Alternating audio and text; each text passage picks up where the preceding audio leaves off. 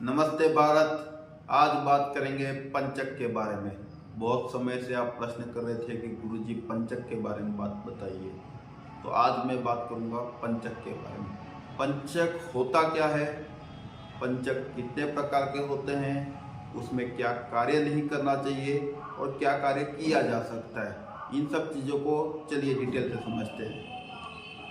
सबसे पहले पंचक, कुंभ और मीन राशि में जब चंद्रमा भ्रमण करता है तो पंचक लग जाता है। धनिष्ठा नक्षत्र के दूसरे चरण के बाद तीसरे और चौथे चरण में जब चंद्रमा एंट्री मारता है तो समझ जाओ कि पंचक आरंभ हो गया है। पंचक धनिष्ठा, शतभिक्षा, पूर्वा भाद्रपद, उत्तरा भाद्रपद और रेवती, इन 5 नक्षत्रों में जब चंद्रमा भ्रमण कर रहा है तो ये पंचक है। ऐसी स्थिति कब बनती है? 27 दिन में एक बार ऐसी स्थिति बनती है। पंचक कितने प्रकार के होते हैं? तो सबसे पहले समझ लीजिए कि रोग पंचक। रोग पंचक जो होता है वो रोगी करता है व्यक्ति को। इस नक्षत्र में कभी भी खाट बांधने का कार्य नहीं करना चाहिए। चारपाई बनाने का काम भी इस नक्षत्र में या इस पंचक में नहीं करना चाहिए। जो भी रविवार के दिन अगर धनिष्ठा नक्षत्र आ जाए तो उस दिन को समझ जाना ये पूरे 5 पंचक का नाम हो जाएगा रोग पंचक। दूसरा होता है राज पंचक, अर्थात सोमवार को, बुधवार को और गुरुवार को धनिष्ठा नक्षत्र है और कुंभ राशि वाला धनिष्ठा नक्षत्र है, अर्थात धनिष्ठा नक्षत्र का तीसरा और चौथा चरण सोमवार को है, बुधवार को है या गुरुवार को है, तो समझ जाना कि ये है राज पंचक। मतलब राजाओं से, मतलब गवर्नमेंट से बेनिफिट इस दिन आप ले सकते हो। राज पंचक में भी आप फायदा लिया जा सकता है। मंगलवार के दिन अगर धनिष्ठा नक्षत्र है, तीसरा और चौथा चरण, तो समझ जाओ कि ये जो पंचक है वो अग्नि पंचक है। अग्नि से भय इस शस्त्र का निर्माण नहीं करना चाहिए। किसी फैक्ट्री का आरंभ इस नक्षत्र में इस दिन मंगलवार को नहीं करना चाहिए। अग्निकांड, अग्नि से भय, ये सब इसी नक्षत्र में आपके घर में या आपके फैक्ट्री में हो सकते हैं। मैं बहुत सारे आपको आगे भविष्य में ऐसे उदाहरण के साथ बताऊंगा। ऐसे मैंने बहुत सारे लोगों को देखा है, अच्छे अच्छे बड़े बड़े लोगों ने इस नक्षत्र में कार्य आरंभ किया, उनके साथ ऐसी स्थितियां बनी है। ऐसे उदाहरण भी अपन फ्यूचर में लेकर आएंगे।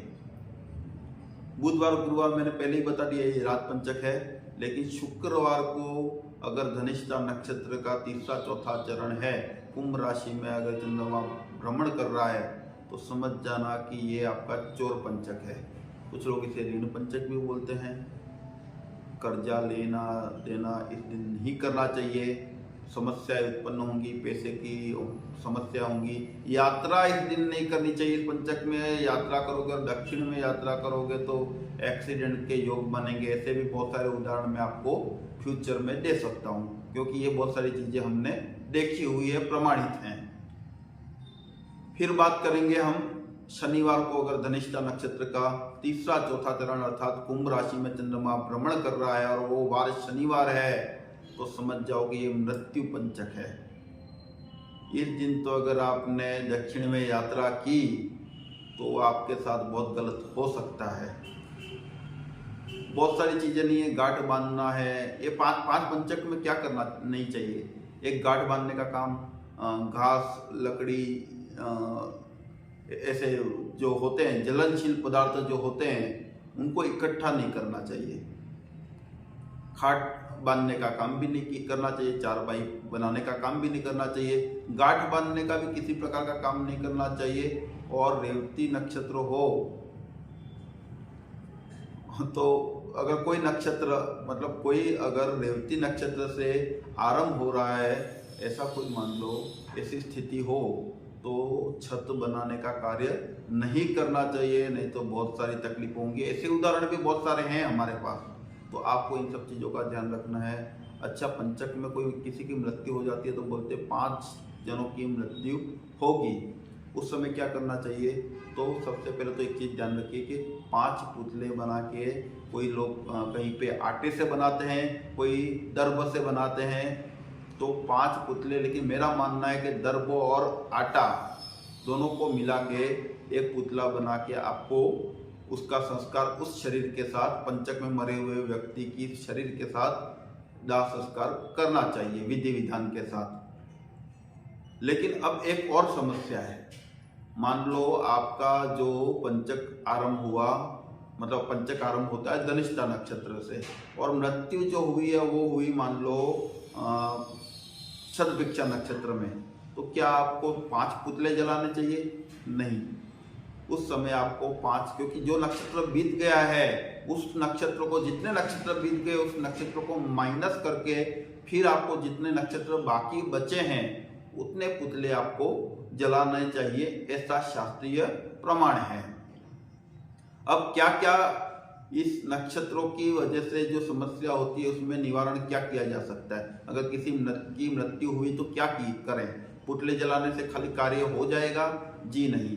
11वें दिन आपको पंचक की पूरी शांति होती है, पंचक शांति जिसे कहा जाता है। कुछ लोग इसको पाचक भी बोलते हैं, कोई पिचक भी बोलते हैं, अलग अलग राज्यों में अलग अलग नाम है, लेकिन इनको शुद्ध भाषा में पंचक ही कहा जाता है।